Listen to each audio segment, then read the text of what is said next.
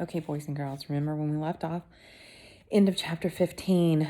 Peter was in the eating hall and had just was talking to the little bird, and then the bird got scared and he realized somebody was behind him or something that yelled, "Hoy!" A voice roared directly behind him. "Who goes there?" So chapter 16, the night patrol. Peter froze. He listened as a pair of razor-sharp claws scraped against the courtyard floor. The master thief had been so focused on getting answers from Pickle Sparrow that he hadn't noticed that the groaning pack of monsters had finally worked its way to the center of the kingdom. Everywhere Peter turned, his ears were met with the miserable clink-clink of dragging chains. The night patrol had found him. "Hey, Longclaw!" the voice roared again. "You'd better get over here." Peter heard another creature stomping from the opposite side. "What now?" it growled. "I was bringing the chidlers by just now when I heard voices inside. Definitely sounded human." "Human, eh? Must have got trampled at tuck-in, poor things," the second said, snapping what Peter could now tell was some kind of whip against the floor. "What do you say, boss? Think we should tell the king?" "No need for that, Ma. I say we just keep the fun between ourselves." Peter slunk deeper into the shadows, trying to grasp his situation. He could tell they were huge by the way the floor winced with each step. Their whips sounded like they had bits of glass braided into the ends. It also sounded like each of them was carrying some kind of long chain in their free hand. Their voices were deep and fierce, especially that of the bigger one, Longclaw. Peter could hear little splashes of drool falling onto the ground at their feet. "Whoever's in there," Longclaw snarled, "you're in violation of the king's royal curfew. The punishment is death. Yeah, if you beg real pathetic like, we might make it quick. But if you try and escape, we make it real slow and real fun." They broke into wild fits of laughter, snorting and wheezing. The awful sound sent chills along Peter's arms. He couldn't imagine what kind of horrible monsters he was up against, but he was pretty sure they were serious about killing him. He slowed his racing heart as the creatures lumbered through the wrecked eating hall. "Come on now, we ain't got all night." Longclaw swept a pedestal aside with his mighty arm. The stone pillars smashed against the far wall, exploding into 100 pieces. Peter swallowed. If that creature could shatter rock, who knew what it could do to bone? Suddenly, he caught a whiff of musk in the darkness, and his whole body went cold. They were apes. For those of you who have only seen domestic apes, you might not realize how truly horrifying these creatures can be. While they vary slightly from species to species, most wild apes have two terrible, cracked horns sprouting from their brow, which join in a giant tusk right where the nose should be. Their mouths are wide and drooling, filled with ivory fangs that stick out in all directions. Many years before, Peter had happened upon one such monstrosity while robbing the hold of a sea circus. The encounter, which nearly resulted in Peter getting his arm bitten off, still haunted him to this day. Peter crouched in the shadows, listening as the night patrol came closer. He reminded himself that animals in the vanished kingdom were different from those back home, and in the case of these apes, that might mean even more deadly. "Look at this bloody mess!" Longclaw kicked over a platter of liver biscuits. "Place reeks like a hogsty." "That's humans for you," Maul said, scraping leftover pudding worst off his heel. "Bunch of disgusting creatures." "Watch your gob," Longclaw swiped at his head. "The king's a human, you know. If it weren't for him teaching us to speak with all of his books and charts, we'd all be in a jungle somewheres, flinging dung and sucking ticks off of our rooty humps." He raised the chain in his free paw. "But now we got slaves to do that for us, don't we?" He gave a sharp yank to the chain. From somewhere around the corner came 100 miserable groans and sobs. "Slaves?"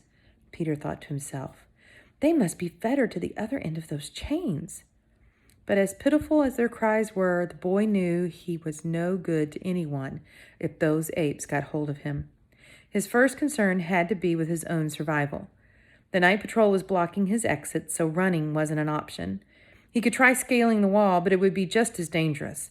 Apes have predators' eyes and would spot his movements in a second. No, the only thing to do was keep very still and hope they lost interest. "Hold up," Longclaw said, taking a step in Peter's direction. "I think I whiffed something back by the wall. Human, right? Like I said?" Longclaw raised his scourge. "Flank the perimeter. I'll check them shadows." The apes split up and started working along opposite walls of the hall. Peter pressed his body against the pedestal, trying desperately to come up with a plan before they reached him. He felt the black pair of fantastic eyes in his pockets. He didn't much savor turning into a tiny, squishable insect right now, but he was running out of options. If he was lucky, maybe he could crawl away before they spotted him. "Hoy! There it is!" Maul said, spotting Peter's elbow in the shadows. "Something moved over there." They charged ahead, knocking planters and pews out of their path. Peter didn't have a moment to spare. He ripped his bandage off and pressed the two black eyes into his sockets. The next moment, he felt his whole body changing once again. The ground beneath him expanded as he shrank down and down. But something was wrong. His hands weren't just shrinking. They were sprouting feathers. Peter opened his mouth to yell, but all that came out was a high-pitched chirp. The apes kicked Peter's pedestal aside. They stared down at the floor. "You dumb lout," Longclaw said, clobbering Maul upside the head. "It was just one of them tweeting birds." The ape was speaking the truth, for hopping on the ground before them was a tiny, terrified sparrow. "A bird?" Peter thought to himself, flapping his wings. "But how?" The how didn't matter at the moment. He had to get out of there. He quickly learned that being a bird was not nearly so easy as being a beetle. He had no arms or hands. His feet were awkward and long, and his face was covered with feathers. Even worse, Peter couldn't quite seem to manage flapping both wings at the same time. That, combined with the usual blindness, made it pretty much impossible for him to fly more than a few inches, if you could even call it flying. "Hold up! What's she doing on the ground like that?" Maul said, watching as the flapping bird crashed into a table leg for the third time. "Ain't all sparrows supposed to be chained up? King's orders?" Longclaw peered at the other pedestals, noticing the first time that they were each unbirded. "Someone sprung 'em, every last one of 'em." He squatted down in front of Peter. "Maybe this little flapper can tell us what happened. And if she don't, then we'll just have ourselves a midnight snack." He snatched Peter by the tail feathers, dangling him over his mouth. Peter the bird's little heart was beating faster than he thought possible. "Hello, morsel," the ape said with a grin. "Care to tell us what transpired here tonight?" Peter wilted under the beast's hot, putrid breath. The last time he had been this close to an ape, he had nearly lost a limb. Now he was facing the possibility of losing a lot more. Unless he wanted to get eaten, he had to think of an answer fast. Peter knew the best lies were mostly truth. That way you can look as honest as possible when telling them. He began to cry. "Don't eat me, sir. I just want to be put back on my pedestal." All true. Peter didn't want to be eaten, and he very much wanted to be on a pedestal. "Hogwash," Longclaw said. "You tweeters been dreaming of freedom for years. You peck at them pretty little ankle chains so much we got bloody replace them every half moon. Now, who helped you lovelies escape?" "It was a stranger," Peter said, again thinking the truth would be most convincing. "I'd never seen him before." Also true.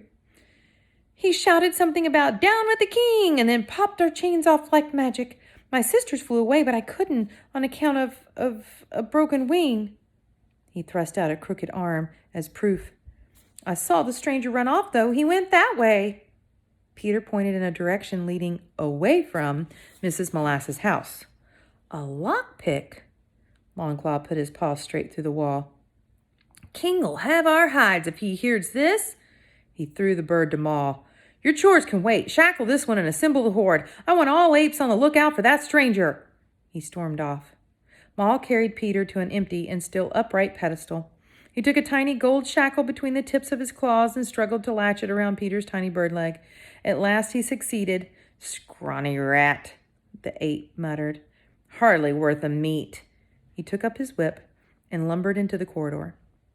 You may remember that both of the apes had entered the eating hall clutching a long chain. As Maul stomped across the floor, his chain pulled tight, dragging 100 slaves with it. The captives stumbled and rattled and moaned their way right past Peter's nose. Who are those wretched souls? He wondered to himself. They were obviously prisoners of some sort, but if that was so, why didn't the king just ship them off to the just deserts? Having only a beak, Peter couldn't quite smell as well as usual, but whatever these creatures were, they stank. I just lost my place. Where am I? Oh, there it is. Okay. They stink like they hadn't bathed once in their lives. He listened as the miserable procession moved past him.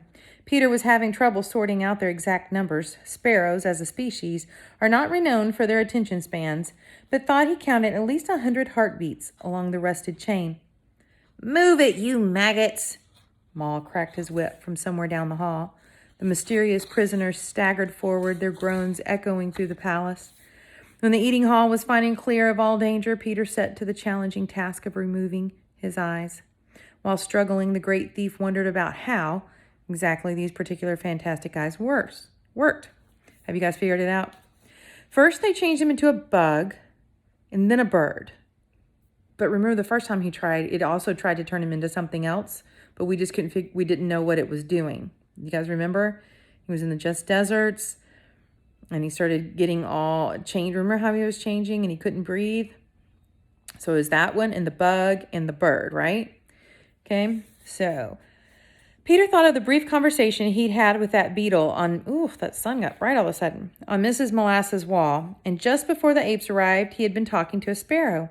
Maybe these eyes turned him into whatever animal he had last touched. If that was so, then meeting that peevish beetle had proved more helpful than he originally realized. So what happened the first time he tried these eyes? Peter tried to think back on his journey across the just deserts. What animal could he have touched? He assumed that Sir Toad didn't count, so it had to be something else.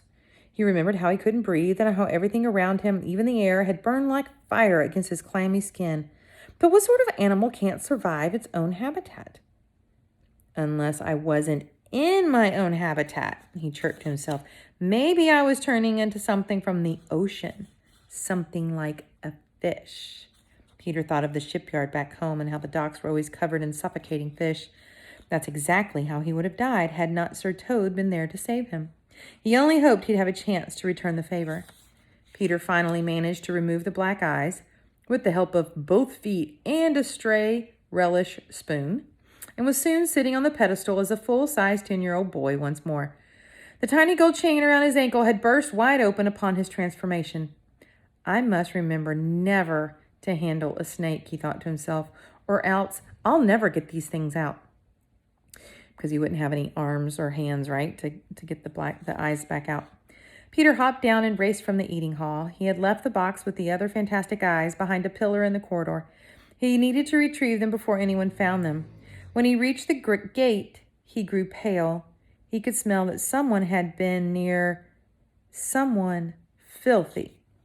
Peter searched the wall for a release mechanism. If these barriers were truly meant to keep people locked in, then it followed that there might be some way for the night patrol to activate them from the other side. Sure enough, he found a small lever hidden just above his head. Peter pulled it with both hands, and the mighty gate clanked up into the ceiling. As soon as there was enough space, he wiggled under the iron bars and ran to the box of fantastic eyes. The remaining pairs were just as he had left them. Whoever had passed must not have noticed them in the shadows. Breathing a sigh, Peter took the black eyes from his pocket and replaced them in their eggshells. The boy was so focused on the box that he failed to notice something else on the floor. Laid out in the middle of the corridor was a large circle of rope, tied off like a lasso. What do you call that whenever somebody puts a rope out and it looks like a lasso that's connected to a rope and they put it in the middle? Like a lot of times we'll do it in the forest or out in the prairie or fields. The end trailed down the hallway and disappeared through a crack in the wall through which 4 pairs of eyes watched. The spies studied Peter from their hiding place. fidgeting and fussing to get a better view. "What's he doing?" one of them said. "Move your fat head. I can't see," another hissed. "Both of you shut up before he hears us." Peter snapped the box closed. His ears had just caught whispers at the end of the hall. "I know you're watching me," he called out, rising to his feet. "Do it!" a voice shouted. Before Peter could react, a snare pulled tight around his legs, whipping him off his feet. His head struck the ground with a deafening crack, and once again, his body went limp. He's got to quit getting hit in the head, doesn't he? So that thing that's a lasso that was sitting in the middle was connected, right? And so it was a snare, so that it was like a trap, like you would make for an animal that comes along in the woods. And so when Peter stepped in it, they yanked it, and it grabbed a hold of his legs and pulled him up and knocked him on the floor. That's the end of chapter 16. Okay? See you guys. Bye.